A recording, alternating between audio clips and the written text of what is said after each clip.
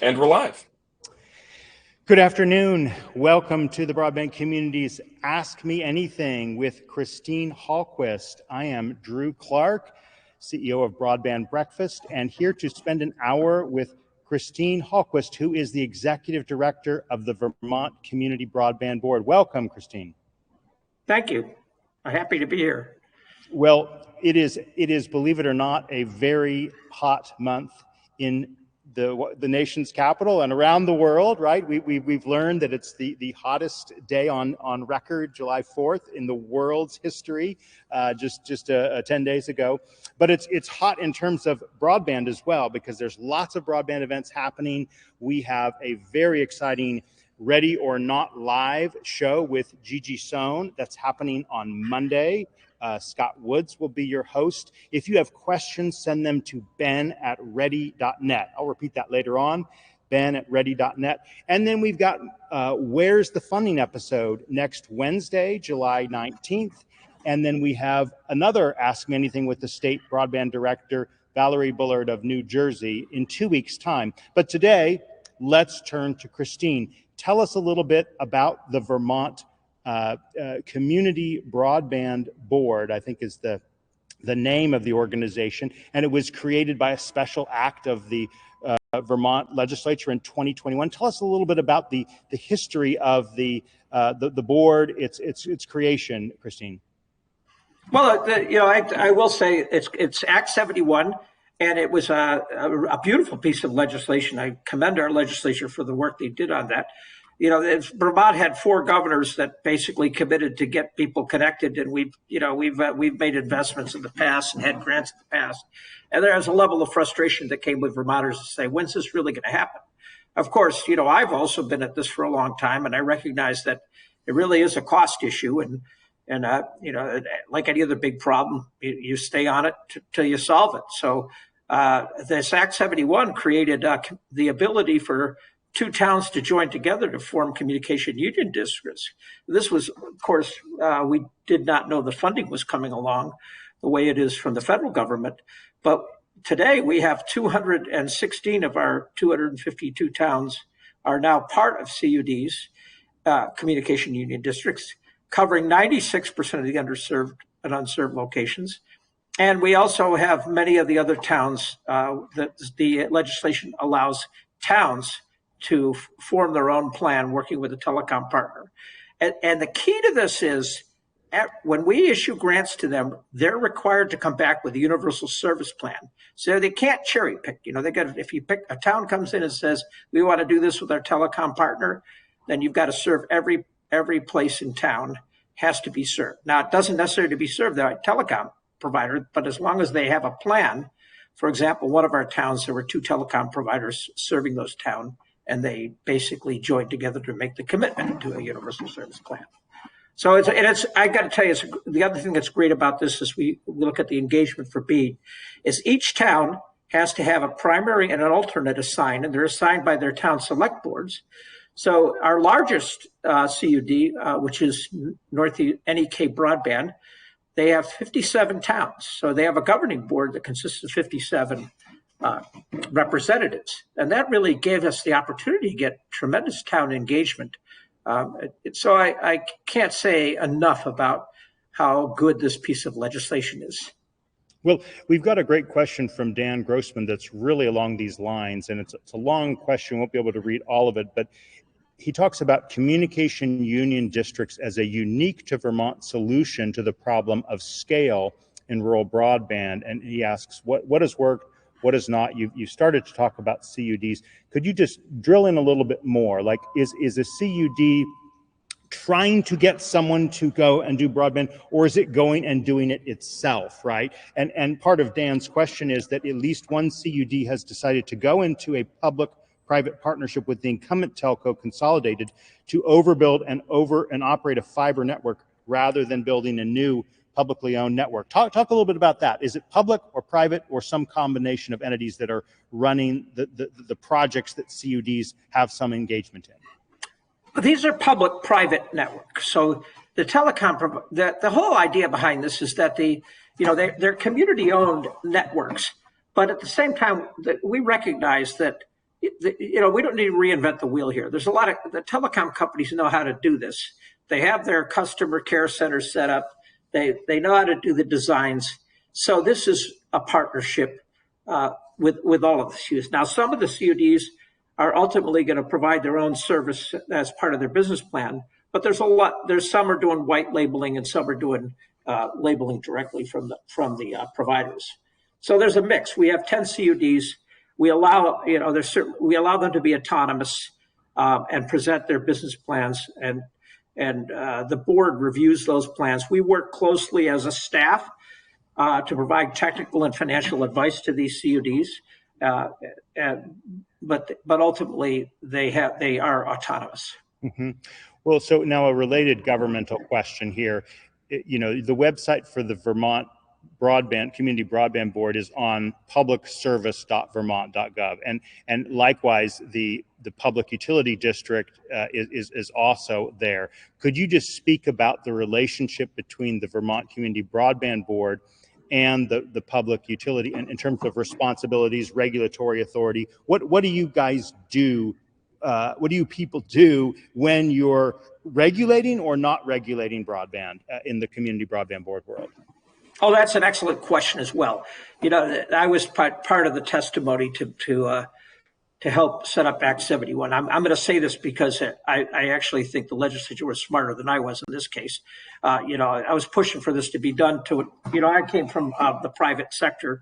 So, a little skepticism for me around the bureaucracy and can we get this done through a state agency? But ultimately this was put, the design is that I report to a separate board. That board, I'm appointed by the governor. The governor appoints 2 members of the board, and then one is appointed by the House, one by the Senate, and one by the CUDs. That's the board. So I report to an independent board, but our organization resides within the agency of the Department of Public Service. And the reason for that, which I think was another brilliant move, was because if we had to stand up an entire new organization, we would have lost at least a year. And I will tell you, coming from the outside world into state government, I'm so happy to be working within the Public Service Department because I have all those resources available and we work together. Yes, the Public Service Department is a regulatory side. We are on the development side, but it works very well together and we have a very good harmonious relationship.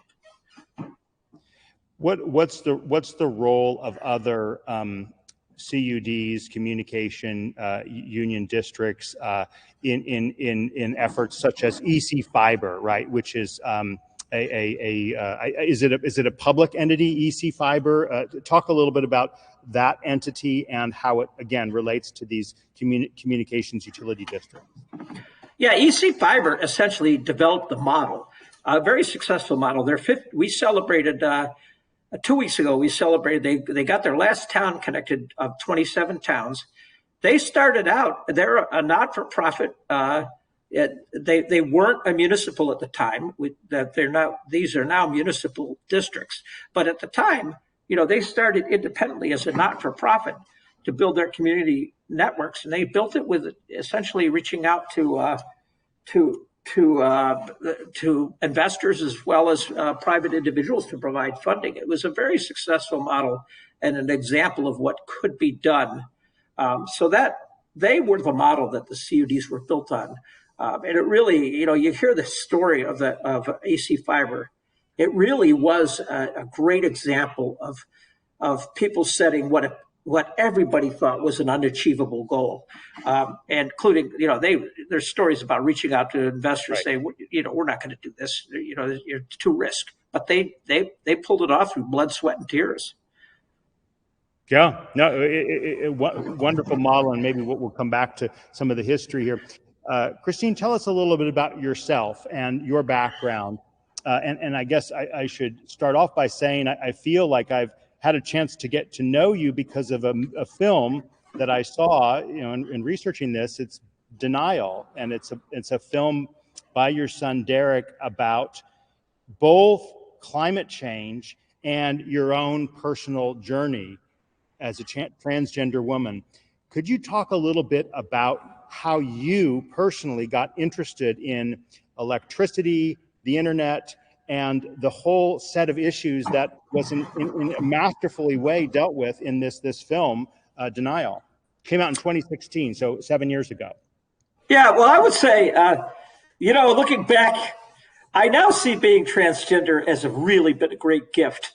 But certainly when you struggle with it and, and thoughts of suicide and all the things that go along with it, as you're struggling through this journey, it's really difficult. So I knew from day one I was different. And I was different, so I became quite the nerd working with electricity. But I was in a Catholic school, and I would get beat up by the nuns. I would get beat up on the way to school and the way home to school. I just got beat up all the time until I got into public school, and the beating stopped at school, unfortunately, at that point. But with that, really, I did have some close friends, but we were clearly nerds. And I was really, and my bad experience in school, my father was a great electrical engineer. I used to go to work with him. He taught me so much. I didn't realize how much he was teaching me by going to work with him. In the evenings, I'd have this wave solder machine available when I was in high school. And I had all these, because he was working in research, I had all these electronic components together. And as long as I logged in what electronic components I took, I gave the wave solder. So I got to do all this nerd stuff in high school.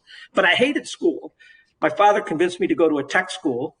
I went to that tech school and came out, I did very well when I got to the tech school, but went to work right away for Digital Equipment Corporation. And they discovered how much I actually knew.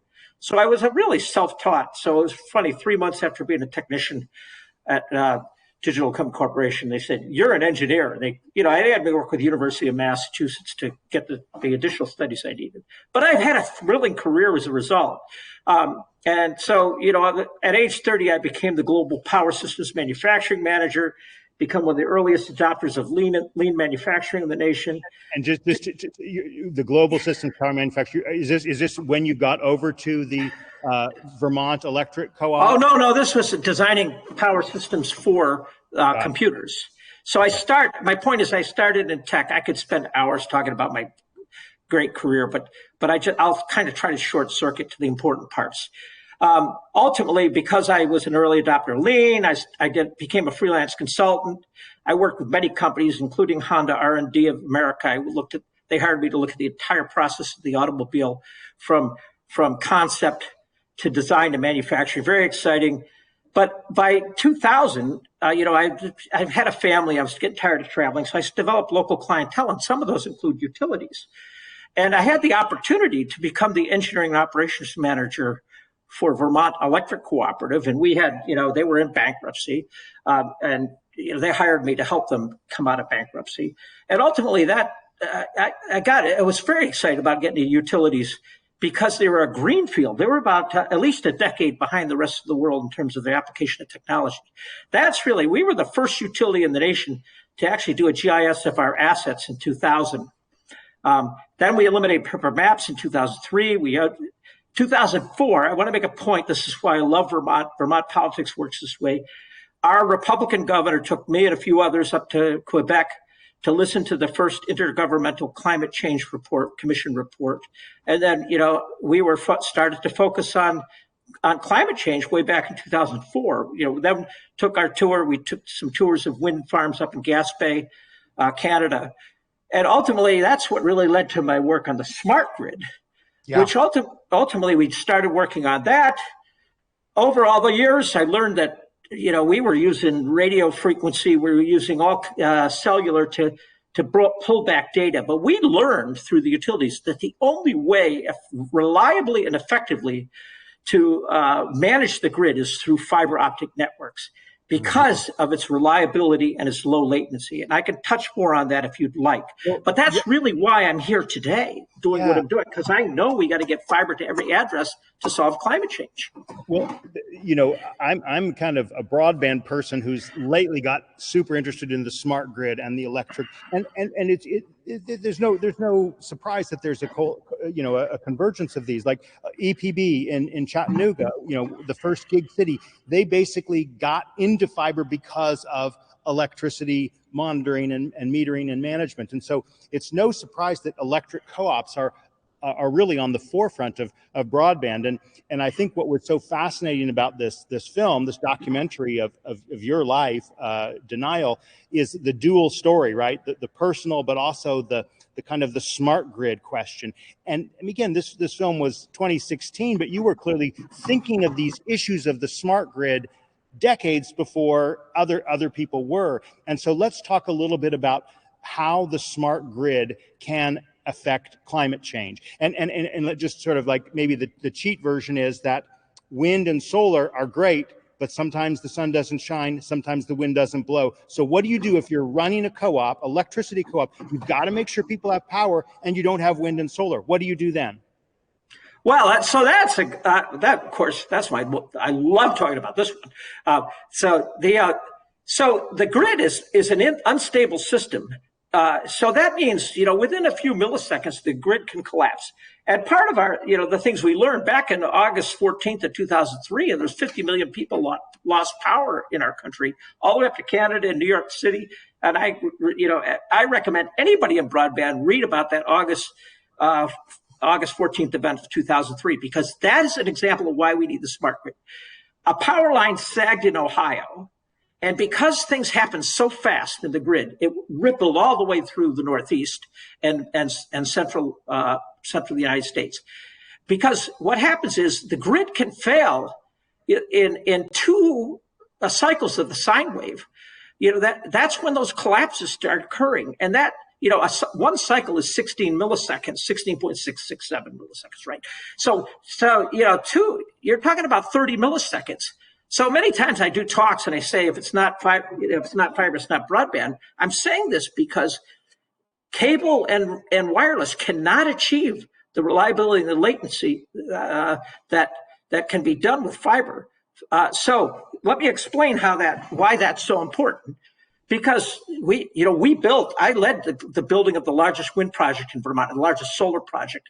And if you look what happens in millisecond by millisecond of these things, the puffiness of wind will occur in milliseconds and on a wind turbine, and the cloudiness that goes over solar happens in milliseconds.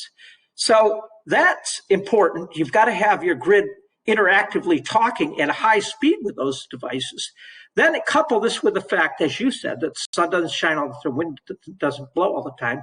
You've got to bring other resources. Now, couple this with our goals to eliminate carbon. Now we got a huge problem, right? Because today, only 40% of the U.S. electricity comes from non-carbon sources. That means we have to increase non-carbon generation by 2.5-fold.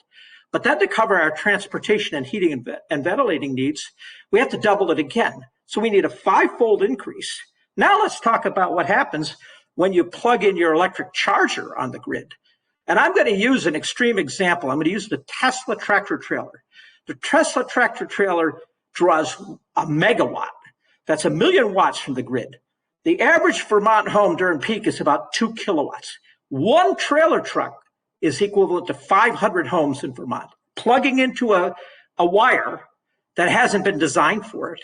And then think about all those people coming home and plugging in at the same time. You can't do that. You've got to have this interactive discussion, and you've got to say, when the grid's unstable, I'm calling these optional loads need to drop off, right, and then come back on when the power is available. So it's really important to have fiber. So what are Vermont utilities, including the one you were CEO of for many years, the Vermont Electric Co-op, what are they doing with regard to broadband? Are they players in the broadband game? Do they not need to be, because there's other, because clearly in the rest of the country, there's lots and lots of momentum where RECs are getting religion on the need to get broadband.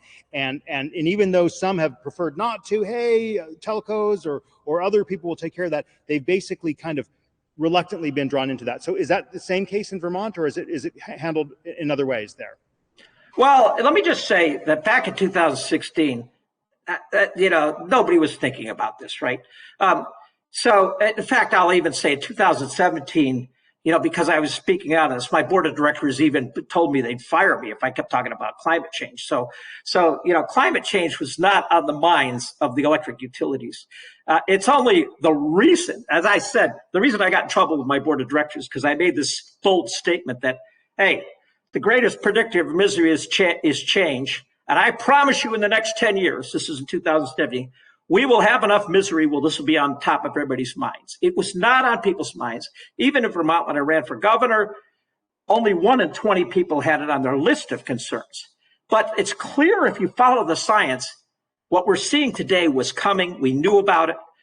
I'm not a special, maybe I'm smart. I don't know, but I certainly know how to read, right? And so this is so. No, in fact, just 2 years ago, I spoke to one utility executive about this because I'm no longer in the utilities. I ran for governor. They said, "Come on, Christine, it's going to be." I said, "Do you believe we need this smart grid?" Not now. I said, 10 years from now? Oh yeah, 10 years from now. But the point being, even if that's saying that 10 years, I came back and said, look, if we're investing money, let's invest it. We're building a 40-year grid, a 40-year telecommunications network. We shouldn't be thinking 5 years out or 10 years out. We should be thinking 40 years out. What's the best technology? Well, there's an interesting discussion in the thread for this event, and it's around this whole question of is there a requirement for fiber as opposed to wireless, and again in this discussion thread, I think it's actually Dan Grossman who's asking this question here, which is about do we need to insist on fiber? So we talked a little bit about that earlier from the perspective of the smart grid, but now from the perspective of getting everyone covered, which is clearly the Biden administration's goal, is to get everyone covered with high quality, affordable broadband. Will we make it with all fiber? What's going to happen in terms of Vermont and the allocations that you make? I need to check my notes to see how much you're getting, but Christine, maybe you can tell us how much Vermont will be getting, and will that amount of money under the Broadband Equity Access and Deployment program cover fiber for every home in Vermont? So, because let me just start by saying, getting fiber to every Vermont does absolutely require us working with the private telecom partners, and they've been very cooperative sharing their plans. We're going to places where they're not going to connect fiber. So our total cost to get to the unserved estimate is going to be, this program will be about $650 million. Between, our governor and the legislature committed $245 million out of ARPA funds. We got another $229 million. We just got another $30 million committed from our legislature last year. We're up, and plus some other grants we pulled together. We're at about $500+ million. And we're going to fund the rest through these business plans, through borrowing and municipal bonds. So we have it's $228 million that you're getting from the BEAD allocation. Yeah, 228.89. So more than 220. I rounded to 229. But so the point being, we've got a business plan to get everybody connected to fiber. But I want to make sure I throw the caveat in here. We've got off-grid customers. This is our wireline. This is based on wireline. And are we going to connect? If we've got to go up a 2-mile road to get to 2 homes, are we going to do that with fiber? Probably not. But in general, for public consumption, for legislative consumption, we're going to get everybody connected with fiber.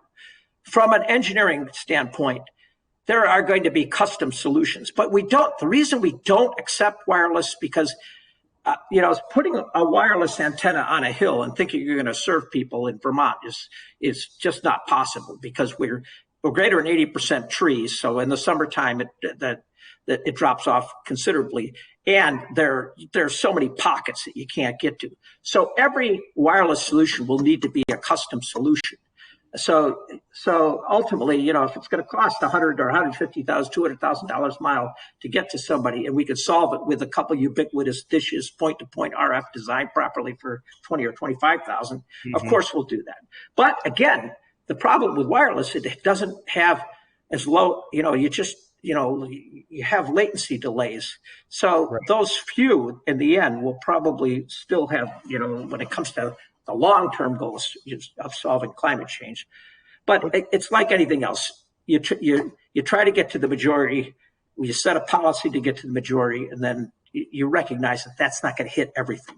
All right, so I want to ask a numbers question and then a technology question on this point. We've been talking about fiber versus to others. So 228 million from BEAD. You threw around a couple numbers, 229, 34 million. So 245 from ARPA, 229 from BEAD, plus 30 million from the legislature, plus probably a 5 or 10 million from other sources. Okay, and that will get you to the 650 million. That gets you to the 500 plus million. That'll be enough to capitalize these CUDs so that it can go to the bond market or loans to do the rest. Okay, now that's enough to get everyone or most everyone fiber, or 99 plus percent. Okay. Yes. So now for the rest, is obviously there's just some places that are impossibly hard to get fiber to. So, and you talked a little bit about some of the foliage issues, the difficulties in the green state of a Green Mountain state of getting wireless. What about satellite? You actually referred to low Earth orbit. Oh God, satellite sucks. I've been running Starlink for 2 years now. So I just recently moved to Burlington 3 months ago, so I'm on fiber now. But in order to be able to have these kind of discussions, what I had to do was take Starlink, bond it with some really crappy DSL, and bond it with mobile wireless using a software. It's called Speedify. So what that did is anytime the delay got over 70 milliseconds, it would seek different routes. So I tracked Starlink. On an average day, you would get 300 plus failovers.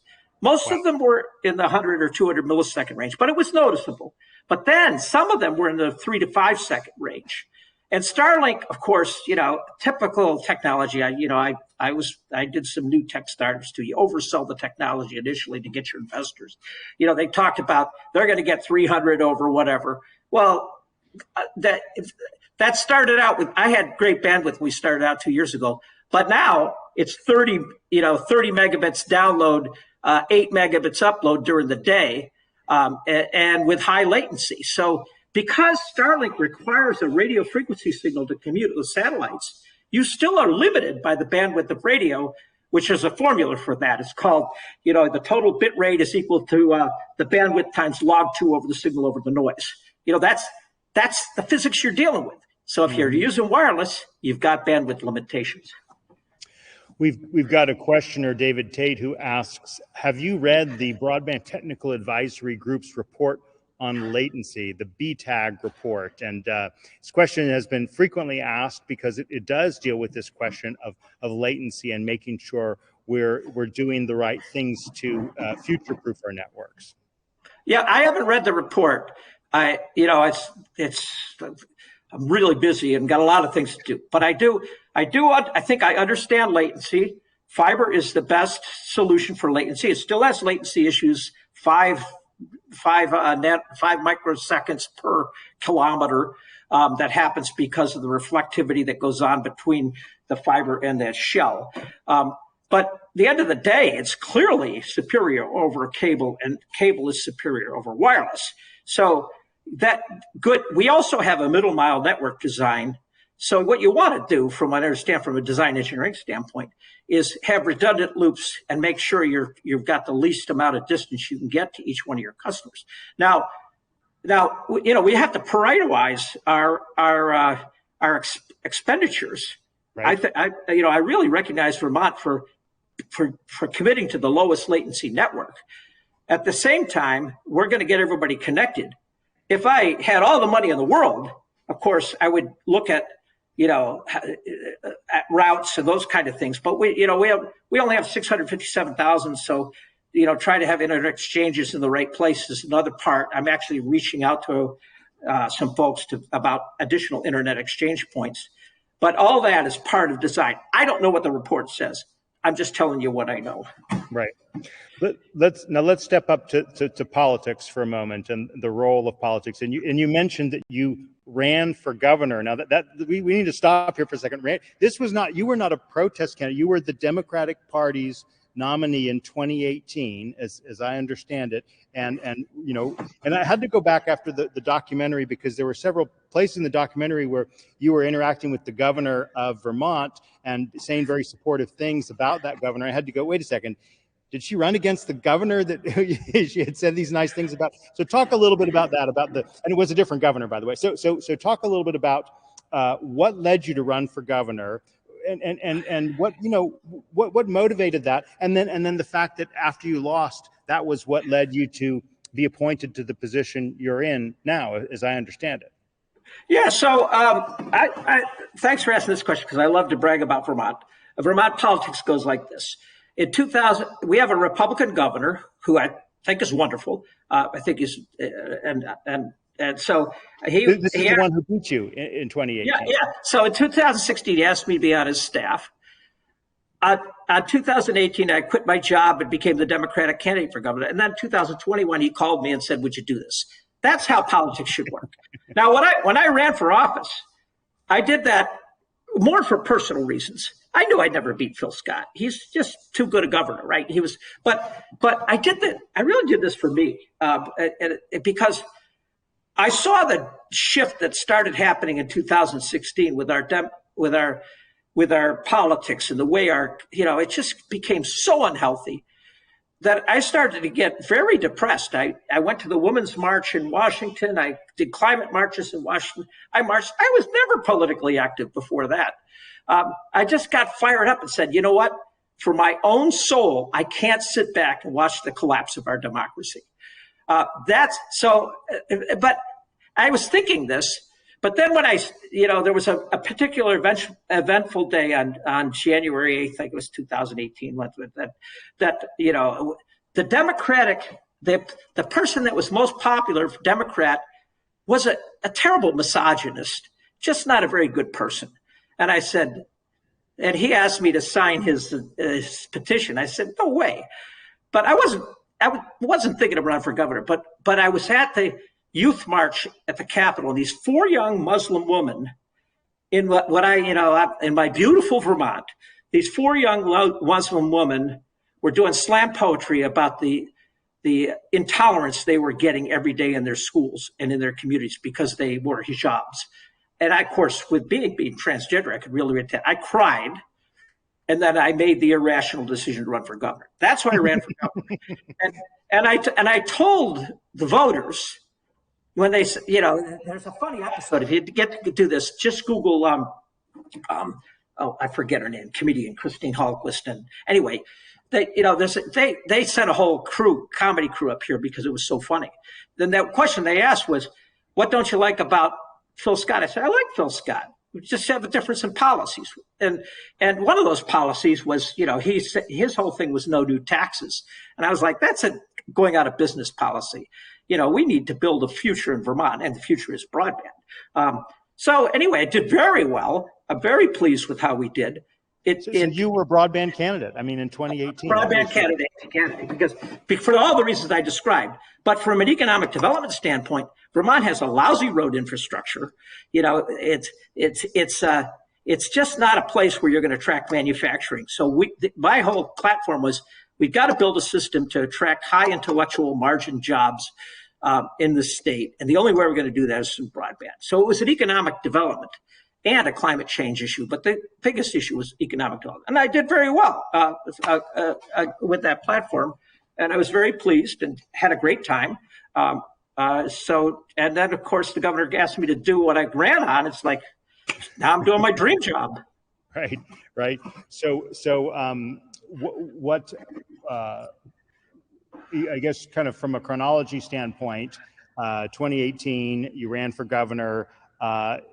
This law was passed in 2021. Was there a period of time where you were kind of working behind the scenes to get it? Like, what was going on a broadband front in Vermont before you became the executive director of the Vermont Community Broadband Board?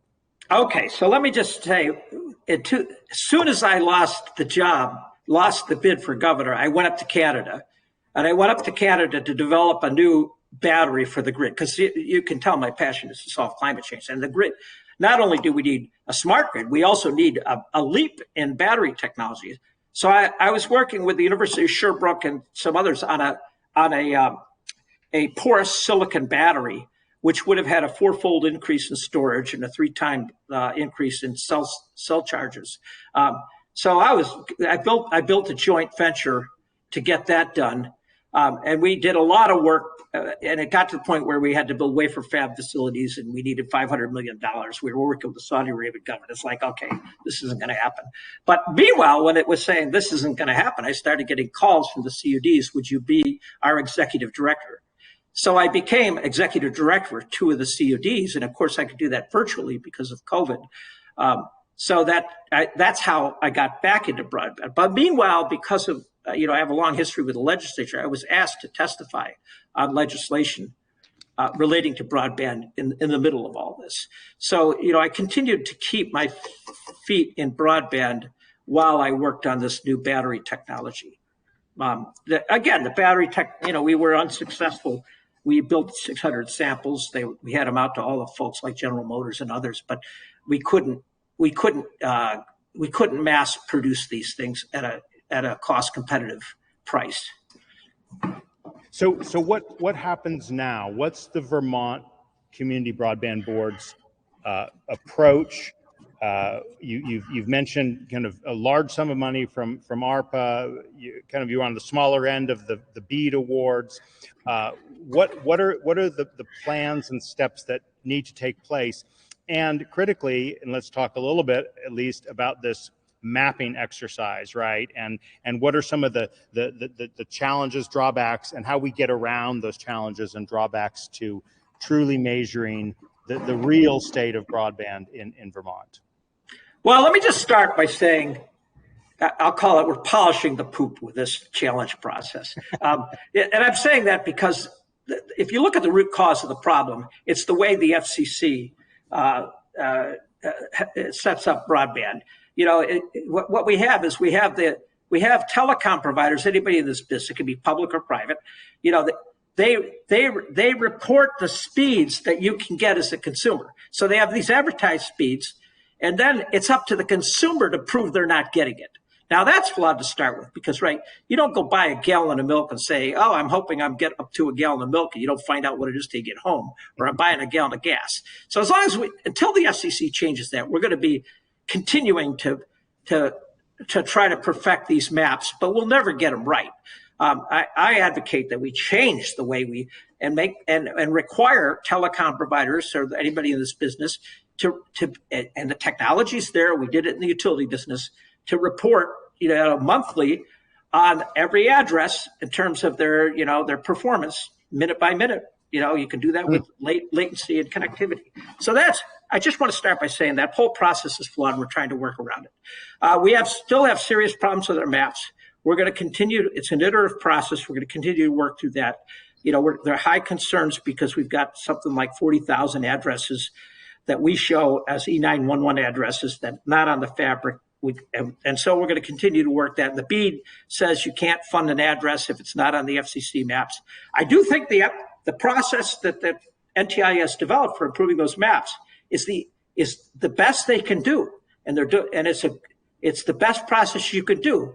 But again, we're trying to work around what I think is flawed from the beginning. Let's talk a little bit about that process, the challenge process, and what Vermont is going to do to implement your challenge process, and how. I mean, you just plugged the NTIA steps. What's so good about it that will help us fix, at least in some measure, the problems with the FCC's mapping methodology? Well, it's not going to fix the FCC mapping methodology. I hope I made that clear at the beginning. But that said, I don't like this. I don't think anybody likes it. It's one of those things that nobody likes, right? Because they're not going to fund addresses that aren't on the map. I'm a little speaking out of turn on this one. This is my personal opinion. My staff will get angry with it. People get angry with it. But it's the only thing we can do right now. Because if we don't do that, we're never going to get the maps right? So they put this requirement in place, which we're really. So you're saying you can't fund it, but you need to fund it? Is that what you're saying? You're going to go ahead and do it anyway? Well, no, we can't. So we have to get our maps as accurately possible. The BEAD program says if it's not on the FCC map, we can't fund it. Now that's flawed. And so now I'll get back in line with my staff and on this one. That's flawed entirely. We are going to find a way to get, we're required by Vermont statute to do universal service. It's interesting that NTI requires universal service. However, we know, if you can physically see the address and you can't pay for it, then we know we don't have universal service. So this is a huge breakdown this is where we don't have real truth here, right? And understand truth, as Einstein says, if you had an infinite amount of time and you had an infinite amount of resources and you had no fear, you'd get to the truth. So when I say truth, I'm saying, that we have to recognize, we all have to acknowledge that that the process is flawed, and work with the flawed process. We work with lots of flawed processes, right? We pay taxes. So let's go to some more questions that we've gotten here. One that's come in is about some of the rules. There's a letter of credit requirement that exists for the BEAD program. Do you believe this requirement could place an undue burden on non-traditional and/or minority providers? And if so, what changes should be made to this? What do you think of that? Yeah, we're very concerned about the letter of credit because with the CUDs are a unique device, and it really impedes the CUDs. Now, let me talk about the flaws with the letter of credit, and it definitely, in fact, impacts smaller telecom providers, and it favors large established providers. I understand why it's there. But I'm going to talk about the problems with it. And the problems are, the fact that you've got to get a 25% letter of credit, a 25% match. So if you take Vermont, where I think we're probably the greatest example of that, what we're trying to serve right now, the areas we're trying to serve are 8 passings per mile. So financially, it's a big challenge to get. That's why we need to get so much grant funding. Because once you drop below 4 paying customers per mile, you actually can't even afford to pay the operation and maintenance costs if you gave the network away. So we're in a place that's not served. It's not served because it's financially challenging. And if you've got to take 25% match, now you've got to go out and finance that and increase your ARPU requirement, your average customer paying requirement. So there's this. It goes against affordability because you've got to pay debt service on that 25%.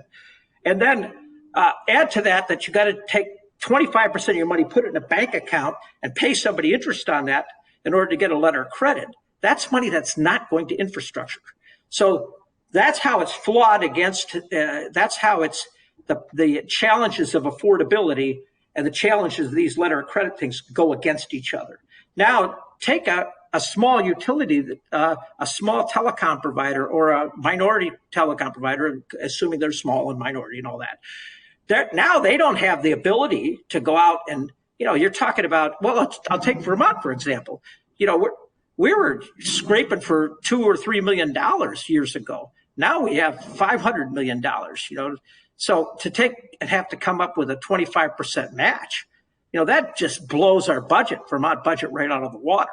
So it really is. It makes it extremely challenging for communication union districts, which is the same challenge for minority and small telecom providers.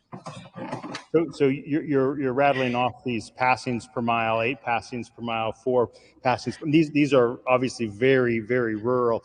Could you just speak a little bit more about the population density issues, and are the issues? I mean, like, a lot of the Midwestern did very well numbers wise in terms of the BEAD allocations. And again, Vermont's got this. I mean, I know you're a small state in terms of population, but very small allocation of 228 million.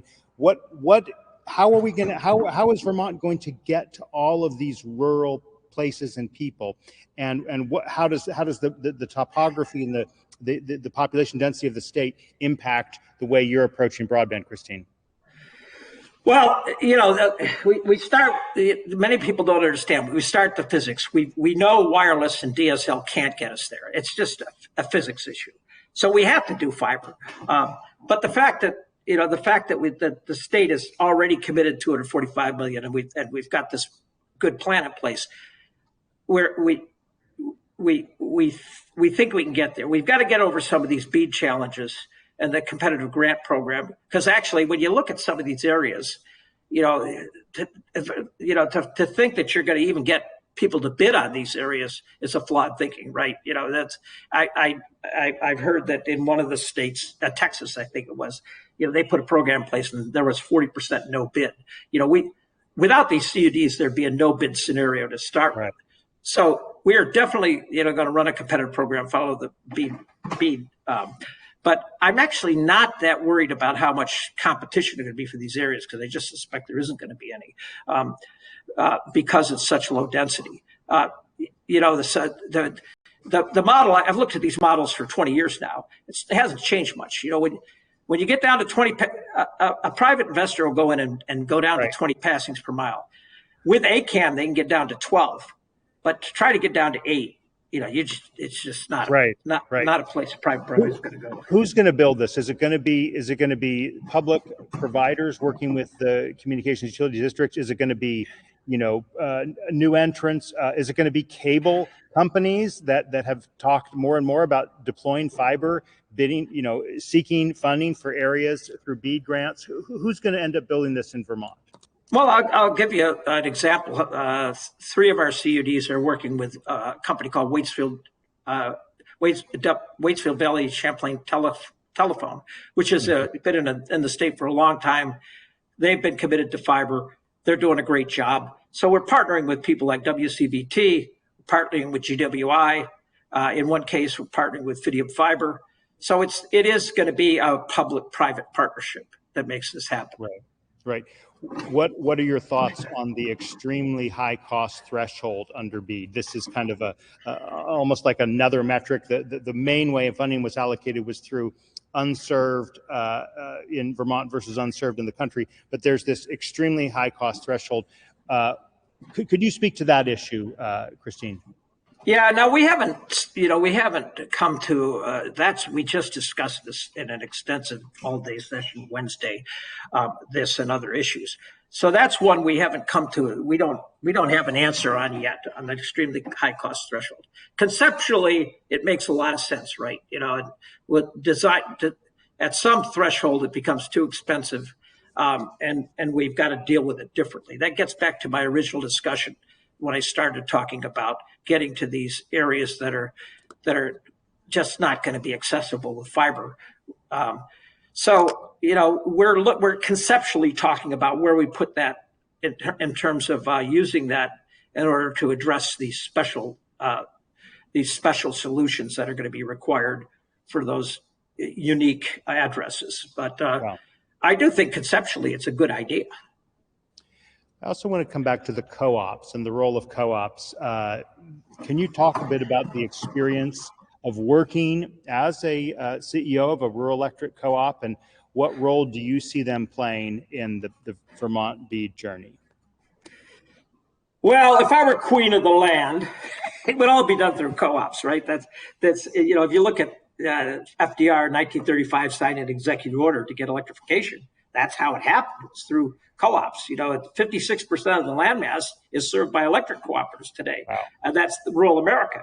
And the same thing happened in the 30s, where FDR said, "Look, these people are never going to get electricity. Let's put this co-op, the Rural Electrification Administration put in co-op programs." And I loved being the CEO of a co-op. The electric co-ops had a I could tell watching the film, Christine, it was just incredible to watch you kind of out in the fields, like talking about the electricity. And anyway, sorry to interrupt you there. Well, let me just finish with that little story. I had a picture in my office as a CEO of Electric Co-op. There was a picture of the first pole that was set in Vermont, Eden Mills.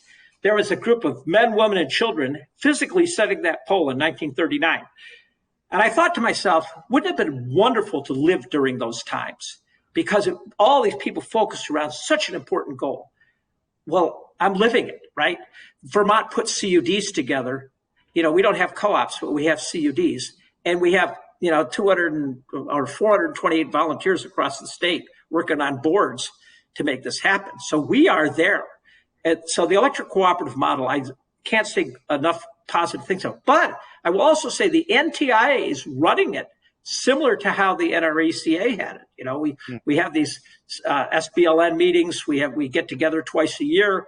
Right. It's almost a mirror of how the co-ops were being run. So I think we have a very similar structure in place through the NTIA. And I can't say enough good things about how the NTIA is running this. I think they're doing an exceptional job.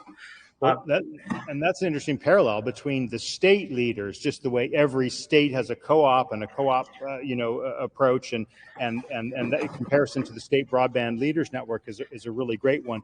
Could you also just speak to, and I want to make sure I got this right, are you saying that the co-op format, the kind of the legal structure of a co-op does not exist in Vermont? Is that on the electricity side and the telecom, or no? It's only on the electricity side. The electric co-ops. So I can tell you this because back in 2003, our board of directors asked me to do everything I can and figure out how to come back with a business plan to get rural Vermonters served with broadband. I started working this 2003. I personally came to that board and said, you should not do this because financially it was such a burden. So, the reason, and we were the largest co-op in the state. So we were actually the second largest utility. So, so I'm the reason it hasn't happened at the co-op level in Vermont. So I'm not going to blame anybody on this one. This is, Chris, you're looking at the source. Now the co-op, I left the co-op. And because, and we've had many discussions, I still have a strong relationship with the utilities, many discussions about their role. But because Vermont set up this CUD program, I don't think we need the co-ops to do it. Washington Electric Co-op, the smaller co-op, was going to actually provide funding and sources for doing this. But when the CUDs came along, they realized, hey, this is actually might be a better model. And CUDs were formed just in 2021, or they? They were formed in 2021. I think the 2020 to 21, the VCBB was formed. Okay. But so the point being, this is a new thing, right? This is a new approach to the formation of entities that will serve these very rural areas in Vermont, right? Yeah. Yes. Yeah. We got another question here about the weather, right? It seems as though exceedingly rare weather events and flooding are becoming more common. Has the potential for climate change influenced any of your strategies to connect Vermont's communities? And this, of course, is a loaded question because of your long history with climate change. Talk a little bit about your thoughts on where we are and where we can be with better broadband and climate. Well, so I'll go back to that. We have to get fiber to every address to solve climate change for the reasons I said earlier in terms of the physics, plugging using renewables and plugging in trucks and plugging in cars. Even if we came up with fusion or whatever it is, if fusion became successful, we still have this problem that we don't, if in Vermont, the average solar gain is 4.2 hours a day over a year.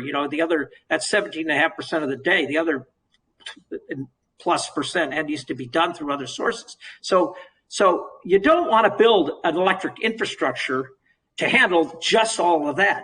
So even if we had, cold fusion, not cold fusion, but anyway, even if we had central nuclear plants that were providing the power, we would still need smart grid because you don't want to spend all this money building a grid to handle these peak loads and peak generations all over the place. So fibers are critical to that. Now, I also want to tell you that and forgive my bias, this is a result of the fact that Vermont just had an epic flood. We're in the middle of it right now. We're in an emergency. We've got, destruction like we've never seen before from flooding. And I will talk about this grocery store in Johnson that I was personally asked by the town in 2013 to find a new grocery store for them. They had 2 floods in 2 years that were epic, wiped out the store. They never thought it would happen again. Managed to work with one of our largest developers to put $1 million to build floodgates in. We built it based on the highest flood levels we've ever seen. This last flood we had a couple days ago was 4 feet over that. So I think it's the arrogance of humans to think we can. I think this climate resilience thing is a bit arrogant because we do not know what's coming, right? Of course, we want to design, greater culverts and better systems and all this, but don't get me wrong here. We will, no matter what we do, if we don't solve this problem, we're going to have we're going to have these problems. So, but yet, all of that said, it's real important. We're doing a middle mile design. We're designing geographic redundancy all throughout our networks. Every hub will be fed by 2 different fiber feeds. We're adding, we're looking at connections with Canada, Massachusetts, New York, and New Hampshire. So all this good design needs to be built in everything. We need to design with resiliency, but don't think that's going to save us. What specifically will fiber in more places do to help with climate? To help make the smart grid work, and hence to help enable more renewable energy instead. Could you just kind of sum it up in a minute or so, Christine? What's the connection from your perspective, fiber making things work better on climate change? Well, so now let's talk about responsiveness to outage, right? When we put in, I knew it was going to be good, but I had no idea that our smart grid would help us so much in our responsiveness to outages. Once you get insight into every address, that collective knowledge. I remember when I first looked at these million strings of data in 2007, when we got our outage management system connected to our smart grid. And I felt like I was probably like the first time someone looked through a microscope. I saw things that I'd never seen before in terms of data patterns. And now we even know that when equipment starts to fail, its electrical signature on the line changes. So we put all this together with AI and smart. We can be much better in responding to these episodes. We're much better. We put microgrids in place so we can isolate grids from each other, so we don't have these massive outages. So I think it's all part of the smart grid, is connecting that all together.